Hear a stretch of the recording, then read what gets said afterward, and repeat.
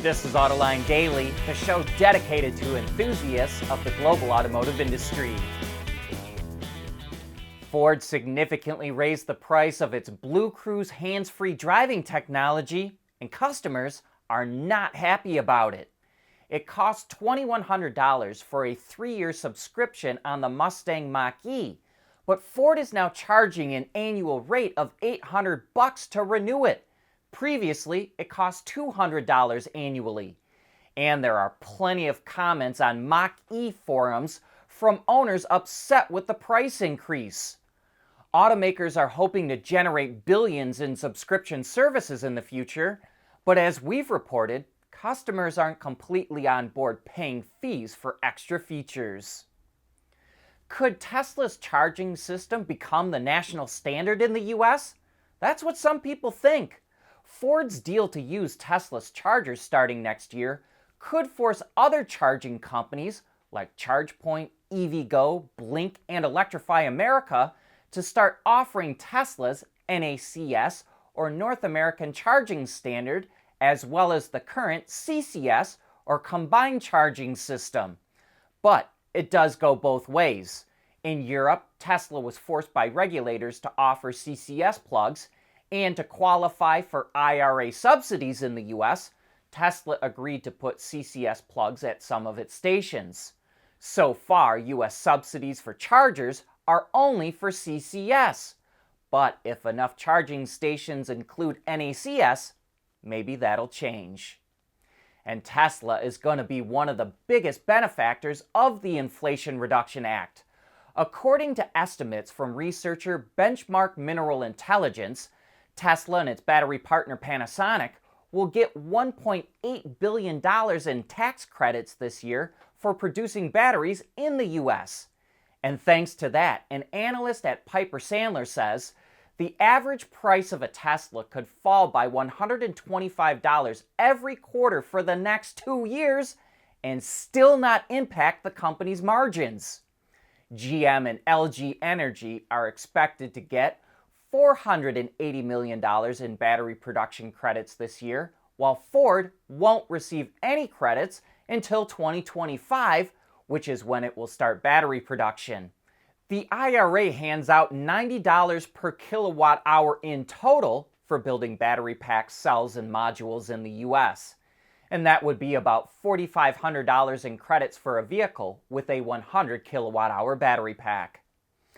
As expected, EV leasing is taking off in the US, and that's because leased EVs are classified as commercial sales, and the vehicles don't have to meet domestic content requirements under the Inflation Reduction Act to qualify for the full $7,500 credit. Back in December, before this loophole went into effect, the percentage of leased BEVs was about 10%, but according to J.D. Power, that soared to 41% in April. And despite all our reporting on EVs, it's no secret that legacy automakers will use profits generated from selling gas-burning vehicles to fund their electric futures. And GM is spending over $1 billion to make improvements for the next-gen version of its full-size pickups, some of the biggest money producers in its portfolio. It's investing in its Flint assembly plant where it makes the Silverado and Sierra HD to expand and buy new tools and equipment. Last year, sales of those pickups were up almost 40% year over year.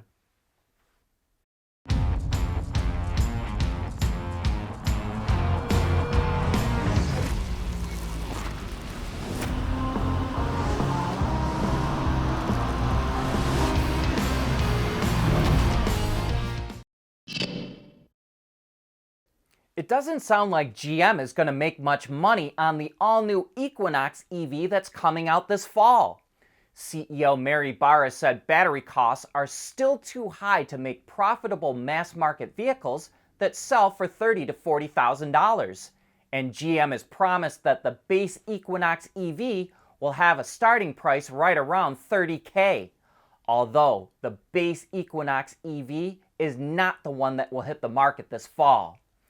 Barra also said the same thing as Ford CEO Jim Farley, that EVs will not reach cost parity with ICE vehicles until 2030 or later.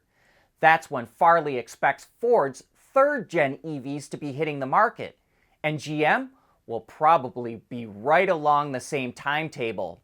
We originally thought GM's Ultium platform would underpin its EVs for many, many years to come, and I feel that's the way it was presented to us. But Ultium must not have been good enough because GM is already working on a new EV architecture. And its design studio in China just revealed a new Buick sedan concept called the Proxima that's made on this new architecture and will be used for internal research. Also take note of how the Proxima's design language has been changed from the Wildcat and Electra X that were shown off not all that long ago. The large gull-wing doors are a nice touch as well. Presumably GM is making improvements to its new EV architecture, and it's probably why Barra doesn't see cost parity coming until 2030 or later. And one last thing, what do you think this could be on the background monitor in this picture?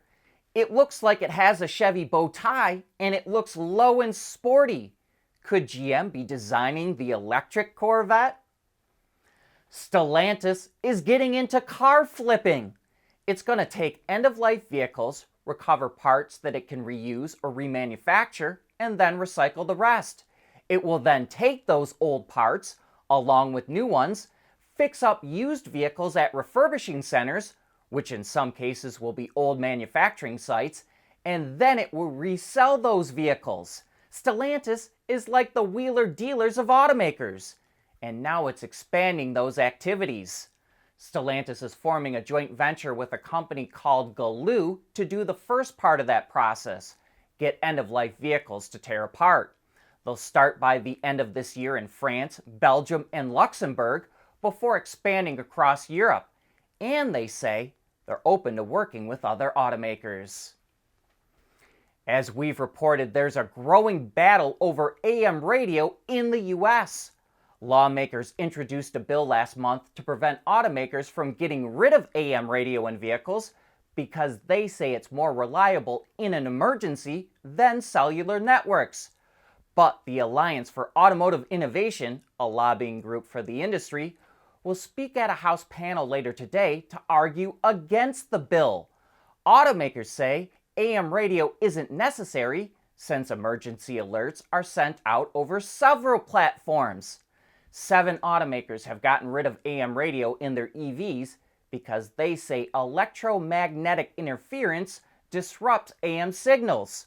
Ford had planned on dropping AM, but decided not to after pushback from lawmakers. Peugeot's new interiors are gonna be wild. It calls its interior design iCockpit. And this is the newest generation that will debut in the all-new, all-electric 3008 crossover this September. Overall, it's a wedgy look with angular and somewhat blocky components, which seem embedded into surfaces. Yet contrasting materials and well-defined lines helps create separation. There's also a large scallop section out of the upper dash and doors that's highlighted with a bright mesh pattern. Rounding out the highlights is a large floating 21-inch display screen that combines the instrument cluster and infotainment together. And that brings us to the end of today's show. Thank you for tuning in.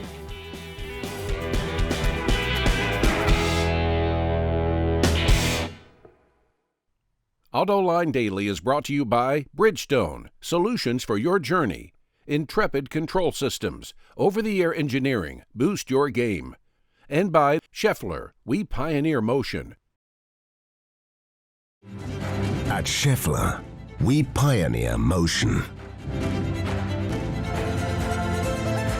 Electrifying mobility, manufacturing smarter, reducing CO2 emissions, making energy production clean. Schaeffler pioneers motion to advance how the world moves.